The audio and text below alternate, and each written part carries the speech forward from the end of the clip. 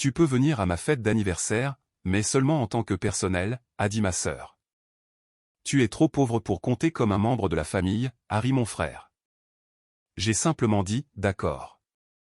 Le jour J, ils m'ont appelé en panique parce que le lieu était.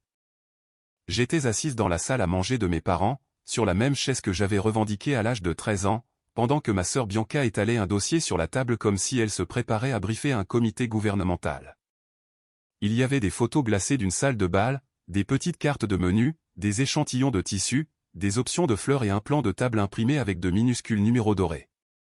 Elle avait des onglets de couleur et un stylo avec une fausse perle attachée. Ma mère s'est penchée sur les pages et a tapé de l'ongle à côté d'une photo d'orchidée blanche. Élégant, mais sans en faire trop, a-t-elle dit. Mon frère Tristan a hoché la tête avec son visage sérieux, celui qu'il utilisait lorsqu'il prétendait que les choix coûteux étaient des choix moraux. Papa s'est plaint du stationnement, ce qui était sa façon de participer à tout événement familial sans être émotionnellement disponible.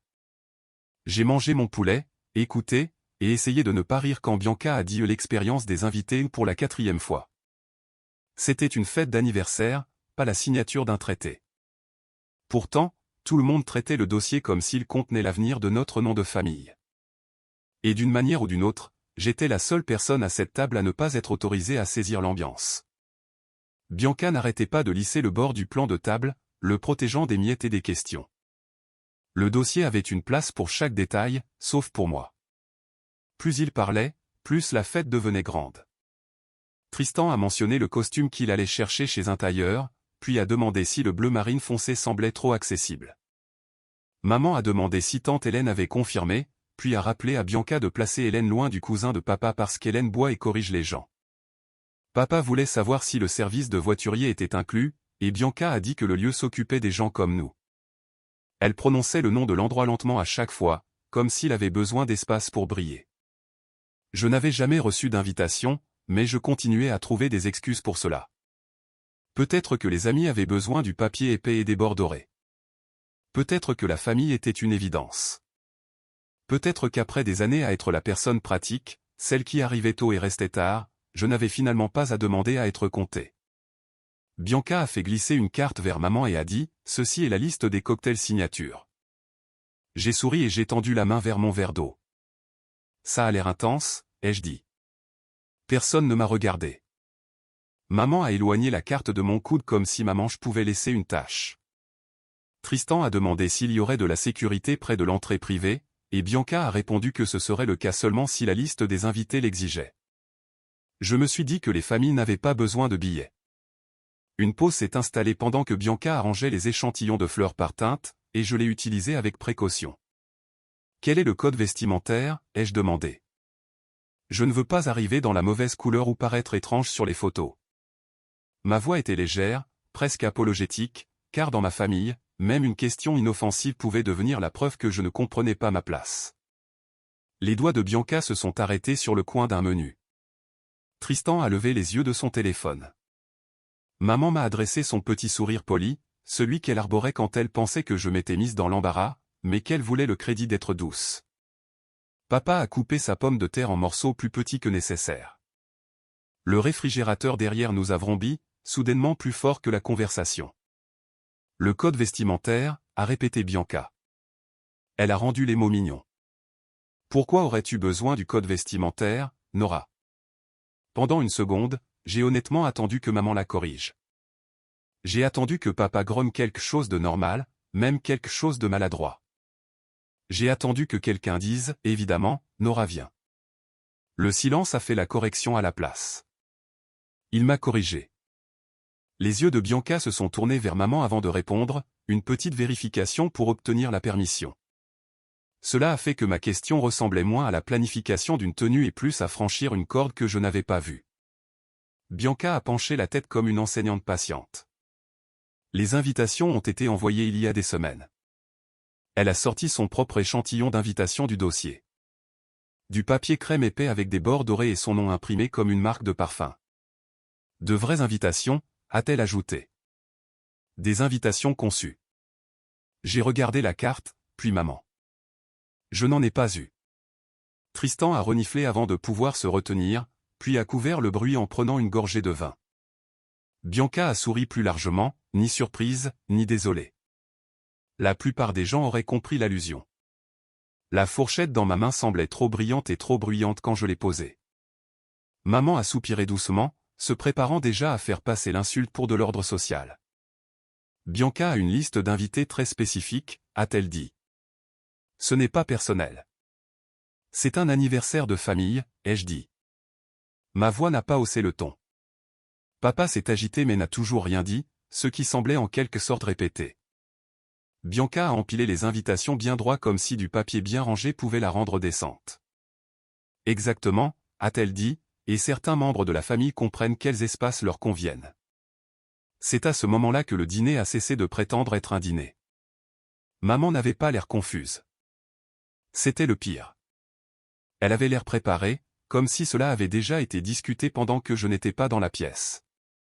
Elle n'était pas surprise par la cruauté. Elle aidait à la mettre en place. Bianca a ri une fois, appréciant l'atmosphère qu'elle avait créée. Tu peux venir à ma fête d'anniversaire, mais seulement en tant que personnel. Elle a dit personnel comme si le mot avait une odeur. Puis elle s'est penchée en arrière et a ajouté, honnêtement, tu serais probablement plus à l'aise près de la cuisine de toute façon, quelque part de pratique, quelque part d'utile. Tristan a ri assez fort pour que maman le regarde, mais pas assez fort pour qu'elle lui dise d'arrêter. Tu es trop pauvre pour compter comme un membre de la famille, a-t-il dit. La phrase a atterri au centre de la table, et personne ne l'a enlevée. J'ai regardé maman parce qu'une partie stupide de moi croyait encore qu'une mère avait une ligne qu'elle ne laisserait pas un enfant franchir contre un autre. Elle a seulement plié sa serviette et a d'abord vérifié le visage de Bianca, comme si l'humeur de la fille dont c'était l'anniversaire importait plus que la dignité de son autre fille. L'image compte, Nora. Les invités de Bianca sont un certain type de personne. Papa continuait de regarder son assiette. Le sourire de Bianca s'est aiguisé quand elle a vu que personne ne venait à ma défense. C'était le vote de toute la famille, compté sans lever la main. Le soupir de maman a donné la permission à Tristan. Le silence de papa y a mis un sceau. Chaque personne présente a choisi un rôle, et le mien était d'absorber l'insulte proprement. La blague avait des témoins, et tous l'ont signé en restant silencieux. Tout le monde m'a regardé alors. Je connaissais ce regard. Ils attendaient la scène qu'ils pourraient raconter plus tard. La preuve que j'étais jalouse, dramatique, instable, amère. J'aurais pu demander quand la pauvreté était devenue un test sanguin. J'aurais pu demander pourquoi ils étaient si fiers d'une fête qui nécessitait une corde de velours à la table de ma mère. J'aurais pu leur rappeler que j'avais travaillé pour chaque facture qu'ils appelaient autrefois forger le caractère. Au lieu de cela, j'ai reculé ma chaise sans la faire grincer. D'accord, ai-je dit. Juste ça. Bianca a cligné des yeux parce que le mot ne lui donnait rien à quoi s'accrocher. Tristan a eu un autre petit rire, mais il semblait incertain. Maman a dit, Nora, ne sois pas comme ça. Même si je n'avais presque rien été du tout. Je suis allé dans le couloir, j'ai pris mon manteau et j'ai ouvert la porte d'entrée. Derrière moi, Bianca a chuchoté quelque chose sur la sensibilité, et maman a laissé faire. L'air froid m'a frappé le visage avant les larmes. J'ai conduit jusqu'à la maison en entendant un mot encore et encore, comme s'il me l'avait épinglé. Personnel. Je n'ai pas claqué la porte car cela leur aurait donné une musique pour l'histoire. Au moment où la maison a disparu dans mon rétroviseur, le calme semblait plus lourd que la colère. Leur version de la soirée n'aurait pas mes empreintes digitales dessus. Sur le chemin du retour, j'ai continué à essayer de réduire le dîner à quelque chose de survivable. Ce n'était qu'une fête, seulement Bianca étant théâtrale, seulement Tristan faisant le genre de blague qu'il prétendait toujours inoffensive une fois qu'elle avait déjà fait des dégâts. Mais le mensonge n'a pas tenu au-delà du deuxième feu rouge. Ce dîner n'avait rien inventé. Il avait simplement mis un meilleur éclairage sur la façon dont ma famille avait toujours organisé l'amour. J'étais l'enfant du milieu, ce qui donne l'impression que j'ai été oublié, mais être oublié aurait été plus propre. On se souvenait de moi chaque fois que quelqu'un avait besoin d'une comparaison, d'un avertissement ou d'un corps pour absorber la déception. Tristan était l'avenir. Bianca était la preuve que notre famille avait du goût. J'étais le brouillon pratique que personne ne prévoyait de réviser. Mon téléphone a vibré une fois dans le porte-gobelet. Maman, tu t'es mise dans l'embarras en partant. Un deuxième message est apparu avant que le feu ne change. Bianca est contrariée maintenant. J'ai retourné l'écran. Même à distance, elle continuait de fixer les règles. Je suis passé devant l'épicerie où j'avais l'habitude d'acheter des dîners en promotion après les services tardifs, et même le parking semblait être une preuve. Le vieux schéma m'a suivi jusqu'à la maison, et il connaissait encore l'adresse. Les règles avaient commencé tôt, avant même que l'université ne soit assez proche pour être appelée un projet. Quand Tristan a eu des difficultés en mathématiques à 16 ans, papa a fait venir un tuteur à notre table de cuisine dès le lundi. Quand Bianca a pleuré à cause de la biologie, maman a trouvé un professeur particulier et a appelé cela protéger sa confiance. Il y avait des cours de langue, des coachs pour les entretiens, des programmes d'été, de nouveaux ordinateurs portables, des visites de campus avec des séjours à l'hôtel et des restaurants après chaque visite. Quand j'ai demandé de l'aide pour la chimie, papa a dit « Tu es assez grande pour te débrouiller ». Quand j'ai demandé si je pouvais utiliser l'ordinateur portable le plus récent pour une demande de bourse, Bianca en avait besoin pour de la planification créative. La réponse changeait en fonction de qui demandait. S'ils avaient besoin de quelque chose, c'était un investissement. Si j'en avais besoin, c'était de la mendicité. Une fois, j'ai imprimé des tests d'entraînement à la bibliothèque publique parce que notre imprimante à la maison était pour les choses importantes. Maman a vu la pile et a dit « Bien. Tu es débrouillarde. » Puis elle m'a demandé d'aller chercher Bianca à une session de tutorat à l'autre bout de la ville. Être débrouillarde coûtait moins cher qu'être soutenue. J'ai appris à ne plus apporter de formulaire d'autorisation à table à moins d'avoir déjà trouvé un moyen de payer. Demander d'abord ne leur donnait qu'une chance de transformer un refus en conseil. Je suis devenue experte en planification discrète avant l'âge adulte. Au moment des candidatures, la décision avait été prise avant que j'apporte mes brochures à la cuisine. Je les ai posées à côté du café de papa et je lui ai montré mes notes. Elles n'étaient pas pires que celles de Tristan, et dans 2 matières, elles étaient meilleures que celles de Bianca. Il a jeté un coup d'œil à la première page comme si c'était du courrier indésirable. Tristan a un plan, a-t-il dit. Bianca a du potentiel. Tu dois être réaliste. J'ai demandé ce que cela signifiait, même si je le savais déjà. Maman essuyait le comptoir lentement. Ne rends pas les choses laides. J'ai demandé pourquoi il pouvait payer pour des tuteurs, des cautions de loyer et des voyages de candidature pour les autres, mais même pas quelques frais pour moi. Papa a repoussé la brochure avec 2 doigts parce que nous devons mettre l'argent là où il fera le plus de bien. 2 jours plus tard, maman a réservé une autre visite de campus pour Bianca et m'a demandé de garder le chien parce que le chenil était trop cher. C'est ainsi que l'argent fonctionnait dans notre maison. Il disparaissait quand j'avais besoin d'un avenir et réapparaissait quand quelqu'un d'autre avait besoin d'un avenir plus présentable. Il m'avait refusé la permission, pas la capacité. J'ai posté les candidatures moi-même depuis un bureau de poste à l'autre bout de la ville, les mains tremblantes parce que l'indépendance semble plus jolie quand elle n'est pas forcée. Pourtant, les enveloppes sont parties. J'ai choisi la gestion hôtelière parce que cela avait du sens pour moi, les lieux, les contrats, le personnel, les réservations, le flux des invités, les règles des fournisseurs, les plans de sécurité, les budgets et le côté commercial des belles salles. J'aimais l'idée que le luxe n'était pas de la magie. C'était du travail. C'était des gens qui arrivaient tôt, vérifiaient des listes, corrigeaient les erreurs avant que les invités ne les remarquent, et restaient calmes pendant que quelqu'un d'autre prenait une photo sous des fleurs qu'il n'avait pas accrochées. Ma famille a entendu hôtellerie et a agi comme si je m'étais inscrite pour rester à une entrée de service pour toujours. Bianca a souri d'un air suffisant quand je le leur ai dit. Au moins, tu sauras où est la cuisine, a-t-elle dit. Tristan a ri. Maman a dit qu'il y a des chemins respectables qui n'exigent pas de prétendre que c'est plus grand que ça ne l'est. Papa a demandé si le diplôme venait avec de réelles perspectives. J'ai essayé d'expliquer les opérations, les revenus et les parcours de gestion, mais Tristan m'a interrompu pour me demander si j'aurais un uniforme. J'ai appris quelque chose ce jour-là. Il ne méprisait pas le service parce que c'était simple. Il le méprisait parce que cela révélait à quel point leur confort dépendait de personnes qu'ils ignoraient. Plus il plaisantait, plus j'étais certaine qu'ils n'avaient aucune idée de ce qui faisait fonctionner une salle impeccable. Leur ignorance n'était pas innocente. Elle était confortable. L'université n'a pas été romantique pour moi. J'ai pris la chambre la moins chère que j'ai pu trouver, j'ai travaillé en dehors des cours et j'ai appris quelle épicerie soldait le pain après 21 heures. Je transportais des manuels d'événementiel dans un sac à dos avec une fermeture éclair cassée et je gardais des pièces de monnaie d'urgence dans une tasse près de mon lit. Quand mes camarades de classe parlaient de stages non rémunérés comme s'il s'agissait d'exercices de caractère, je calculais le loyer. J'ai réussi, mais j'étais si souvent fatigué que la fatigue est devenue une partie de mon visage. Lors des visites à la maison, personne ne voyait l'effort. Tristan a regardé mes mains un hiver, gercées par les services de plonge, et a dit que l'université n'était clairement pas pour tout le monde. Maman a suggéré que j'aurais dû choisir quelque chose de plus approprié. Ils avaient contribué à créer la difficulté, puis traiter la difficulté comme une preuve. La première fois que j'ai coordonné une conférence étudiante et que j'ai repéré une erreur de traiteur avant l'arrivée des invités, mon professeur a dit « Vous avez un bon œil ». Je suis allé dans une salle de stockage, j'ai compté les sacs de linge et j'ai respiré jusqu'à ce que je puisse travailler à nouveau. Personne à la maison n'avait jamais qualifié mon attention d'utile.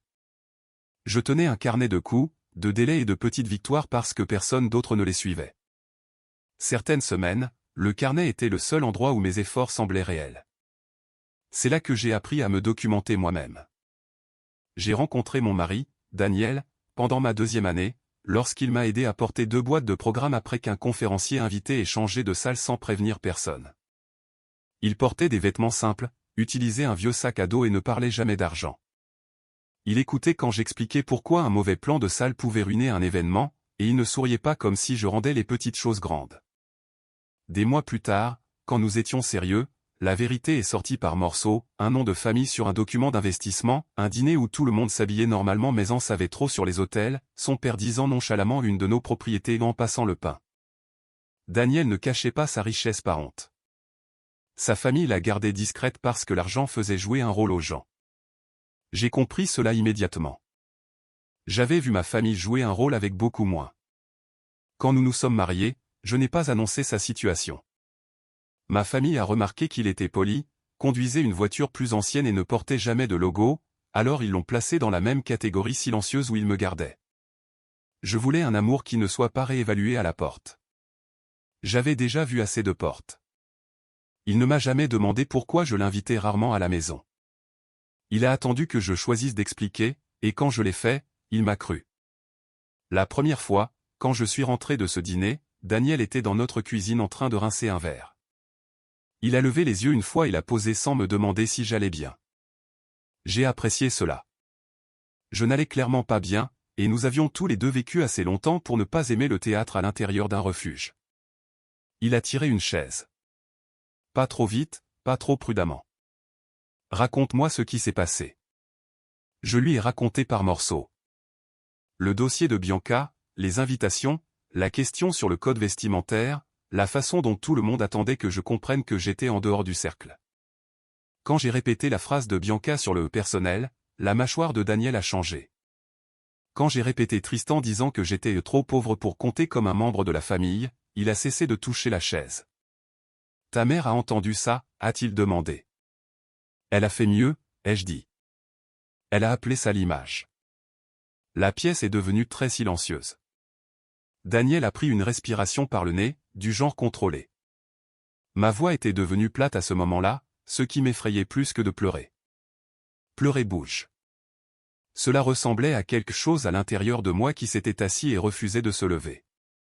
Il s'est déplacé lentement autour de moi, non pas comme si j'étais fragile, mais comme si un bruit soudain aggraverait la situation dans la pièce. Ce genre d'attention était presque plus difficile à recevoir. Daniel se tenait avec une main sur le dos de la chaise, et pendant un instant, j'ai vu la colère qu'il gardait habituellement disciplinée. « Veux-tu que je les appelle ?» a-t-il demandé. « Non » ai-je répondu trop rapidement, mais je le pensais.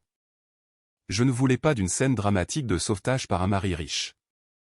Je ne voulais pas qu'il annonce l'argent comme une arme pour que ma famille découvre soudainement que j'avais de la valeur. Ce qui faisait mal, ce n'était pas qu'il m'ait traité de pauvre. Ce qui faisait mal, c'est que si j'étais vraiment pauvre, ils penseraient toujours que cela rendait leur comportement raisonnable. Daniel s'est assis en face de moi. « Alors, que veux-tu » J'ai regardé la table entre nous, la simple table en bois que nous avions achetée parce qu'elle était robuste, pas impressionnante. Je veux qu'ils arrêtent d'utiliser mon silence comme une permission. Il a hoché la tête, et c'était une des raisons pour lesquelles je l'aimais. Il ne se précipitait pas pour jouer au protecteur. Il demandait où était la limite. L'ancienne version de moi aurait dit que tout irait bien le lendemain matin. Cette nuit-là, la limite était encore en train de se former. Le fait qu'il ait demandé au lieu de prendre le contrôle m'a serré la gorge. Je n'étais pas habitué à une colère qui me laissait encore la place de décider. Daniel a demandé où se tenait la fête de Bianca, et j'ai dit le nom du lieu avec une petite imitation de sa voix parce que j'étais encore assez en colère pour être mesquine en privé. L'effet a été immédiat. Il a marqué une pause une seconde de trop. J'ai levé les yeux. Quoi? Répète ça. Je l'ai fait. Son expression est passée de mari à homme d'affaires, un regard que je voyais rarement à la maison. Ce lieu fait partie d'un groupe hôtelier dans lequel ma famille est fortement investie. Il ne l'a pas dit comme une réplique de film. Il n'y avait pas de couronne secrète, pas de révélation dramatique de propriété, juste un fait livré avec soin. Pas à nous au sens caricatural, a-t-il ajouté, lisant mon visage, mais assez proche pour que les gens là-bas connaissent mon nom de famille. Le mot au personnel a tourné dans l'air entre nous et a pointé dans une direction différente. Je ne me sentais pas triomphante. J'avais froid. J'avais passé des années à apprendre comment le luxe fonctionnait par le bas, et ma sœur venait d'essayer de m'y assigner pour le plaisir. Pense-t-il que la réservation de Bianca est liée à nous? Daniel a pris son téléphone. Nous devrions le savoir. Daniel a fait défiler ses contacts, puis s'est arrêté avec le pouce au-dessus de l'écran. La connexion n'était pas encore une arme, et je ne voulais pas qu'elle en devienne une. Avant qu'il n'appelle, j'ai mis ma main sur son téléphone. N'annule rien. Il m'a regardé, non offensé. Je n'allais pas le faire. Je suis sérieuse. Je ne veux pas d'une vengeance déguisée en administration. Il a retourné le téléphone et a attendu. Cette patience rendait plus difficile de rester calme. Je lui ai dit que je ne voulais pas que la fête de Bianca soit gâchée parce que j'étais blessé. Je voulais que toute conséquence découle de ses propres choix, pas de ma douleur. Daniel a écouté, puis a dit, « Si ta famille utilise un lieu qui nous est lié et traite mal le personnel, je dois savoir. Cela compte, avec ou sans le dîner. » C'était juste, et je détestais que ce soit juste. Il a appelé un directeur nommé Marcus, quelqu'un qui le connaissait clairement bien. Je n'ai entendu que le côté de Daniel, une salutation calme, quelques questions, puis le silence. Il a demandé si la réservation avait été difficile. Son visage a changé avant sa voix. Il y a eu des problèmes, a-t-il demandé. La réponse n'était pas anodine. Il a mis l'appel sur haut-parleur seulement après que Marcus ait accepté que c'était approprié. Et même alors, Daniel a gardé ses questions précises. Réservation, conduite, contrat, rien de plus. La réponse du directeur déciderait de l'ampleur de tout. Après l'appel, Daniel s'est assis à côté de moi et nous avons passé en revue ce que Marcus avait confirmé. Cette connexion venait des notes de réservation. Lors d'un premier appel, maman m'avait mentionné sous mon nom de femme mariée comme le membre de la famille qui connaissait l'hôtellerie et pourrait aider avec la logistique. Marcus a reconnu le nom de famille de Daniel et a supposé que Daniel et moi étions au courant de l'événement. Bianca avait été difficile dès la première demande. Elle exigeait des réductions qui n'avaient jamais été promises, insistait pour des surclassements gratuits, et essayait de transformer un dîner d'anniversaire privé en un spectacle de style influenceur filmé, et ajoutait des fournisseurs non listés dans le contrat. Maman avait été plus douce, mais pas meilleure. Elle n'arrêtait pas de dire « Vous pouvez sûrement faire une exception », sur le ton que les gens utilisent quand ils ne pensent pas que les règles sont pour eux. Tristan avait apparemment dit « Savez-vous qui nous sommes, au moins une fois, ce qui aurait été drôle s'il n'était pas lié à moi par le sang. » Le lieu avait toléré plus que d'habitude à cause de la connexion avec la famille de Daniel, non pas parce que Bianca le méritait, non pas parce qu'elle avait payé pour cela, mais parce qu'il croyait que la réservation était liée à moi par mon mari. Marcus avait dit à son personnel d'être patient car les relations familiales peuvent être délicates. Ma famille avait bénéficié de mon nom d'épouse sans même le savoir, tout en se moquant du fait que je n'avais pas ma place dans la salle. Daniel n'a pas interrompu la liste. Il a écouté les yeux fixés sur la table, et à chaque détail, le dîner chez mes parents devenait plus laid. Rien de tout cela ne ressemblait plus à un malentendu. Daniel a rappelé Marcus avec moi, assis assez près pour entendre chaque mot qu'il choisissait. Il n'a pas élevé la voix. Il n'a pas demandé de punition. Il n'a pas dit « faites-leur regretter ». Il a dit, cessez d'étendre la courtoisie au-delà du contrat. Marcus a dû demander des précisions car Daniel les a énumérées clairement. Pas de réduction spéciale, pas de fournisseurs externes non approuvés, pas de réservation d'une salle plus grande à moins qu'elle ne soit payée et confirmée. Pas de contournement des limites de sécurité, pas de tolérance pour les abus envers le personnel parce que quelqu'un pourrait être lié à la propriété. Traitez-les exactement comme vous traiteriez n'importe quel autre client se comportant de cette manière. Quand il a raccroché, j'ai senti quelque chose de complexe me traverser. Pas de la vengeance, pas du bonheur, plutôt comme si le sol s'était nivelé sous les pieds de tout le monde. Daniel a posé le téléphone sur la table et a demandé « Est-ce que ça va ?» J'ai hoché lentement la tête. Pendant des années, ma famille avait marché sur des tapis payés par d'autres, puis s'était moqué de mes chaussures. Maintenant, personne n'élargirait la porte pour eux simplement parce qu'ils s'y attendaient. C'était le coup discret. Il a répété que personne ne devait me mentionner à moins que les affaires ne l'exigent. Le but n'était pas de parader ma connexion. Le but était de retirer le coussin sous la leur. C'était la limite en vêtements de tous les jours. Le lendemain soir, la fête de Bianca devait commencer à 18h. J'étais à la maison en leggings, mangeant du pain grillé au-dessus de l'évier de la cuisine parce que certains jours, le dîner est simplement ce qui nécessite le moins de vaisselle. Daniel était assis sur le canapé avec un livre ouvert, mais il avait tourné la même page 3 fois. Aucun de nous n'a prononcé le nom du lieu à voix haute. À 18h17, mon téléphone a vibré. Bianca. Je l'ai laissé sonner. À 18h18, maman a appelé. À 18h19, Tristan, puis Bianca à nouveau, 2 fois de suite. Un message est arrivé. Décroche. Que as-tu fait? Un autre a suivi. Il ne nous laisse pas entrer dans la salle de bal. J'ai regardé Daniel. Il n'avait pas l'air satisfait. Il avait l'air de quelqu'un qui voit les conséquences arriver exactement à l'heure prévue et trouver tout le monde non préparé. Tu n'es pas obligé de répondre, a-t-il dit. Je sais. Le téléphone a de nouveau vibré et cette fois, j'ai répondu. J'avais mis en sourdine la conversation de famille après 3 messages non lus, mais les appels individuels passaient quand même. Chaque nom sur l'écran ressemblait moins à de l'inquiétude qu'à une convocation. Je l'ai mis sur haut-parleur parce que le secret avait fait assez de dégâts dans ma famille. Bianca criait déjà avant que je ne dise bonjour. Cette fois, répondre ne signifiait pas obéir. La ligne était bruyante et résonnait, des talons sur des sols en pierre, des invités qui murmuraient, et quelqu'un du lieu disant « Madame, s'il vous plaît, baissez la voix ». Bianca a crié que le personnel refusait l'installation de la salle de bal qu'elle attendait. Le mur de champagne, l'arche florale, les lumières de tournage, les tables supplémentaires et l'équipement du photographe extérieur. Il m'humilie, a-t-elle lancé. Pourquoi? Pendant qu'elle criait, les faits sont sortis par morceaux qu'elle ne semblait pas reconnaître comme des faits. Elle avait réservé un dîner privé pour 40, mais était arrivée avec près de 90 personnes. La réduction qu'elle ne cessait de mentionner n'avait jamais été confirmée par écrit. La plus grande salle de bal n'a jamais fait partie du forfait signé.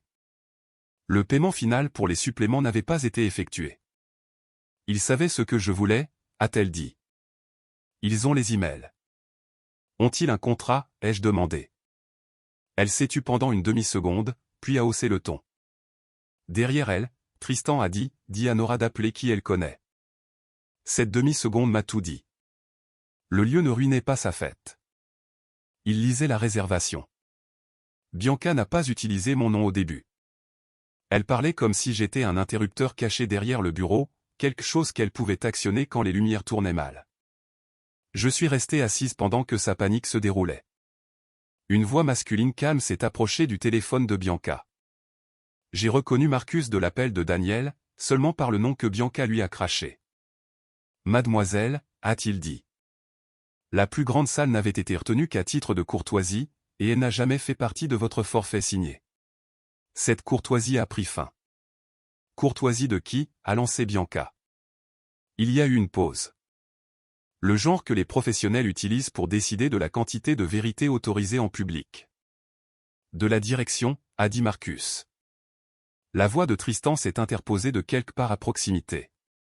Quelle direction? Marcus a répondu avec le nom de famille attaché à la famille de Daniel. Pas le nom de mes parents. Le sien. L'appel a changé de forme. Le bruit de fond semblait se retirer.